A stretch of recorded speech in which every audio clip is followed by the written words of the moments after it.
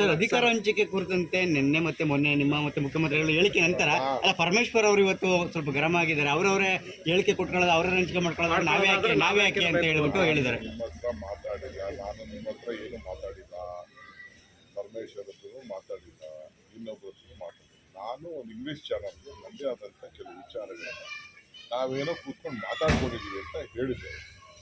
ಏನು ಮಾತಾಡಿದ್ದೀವಿ ಅಂತ ಬಹಿರಂಗ ಹೇಳೋಕ್ಕಾಗ್ತದಾ? ಸೊ ನೆನ್ನೆ ನಮ್ಮ ಚೀಫ್ ಮಿನಿಸ್ಟರ್ ಹೇಳಿದ್ದಾರೆ, ನೋ ಡಿಸ್ಕಷನ್ ಅಂತ ಹೇಳಿದ್ದಾರೆ. ಆಯಿತು, ನೋ ಡಿಸ್ಕಷನ್ ಅಂತ ಒಪ್ಕೊಂಡಿದ್ದೇವೆ.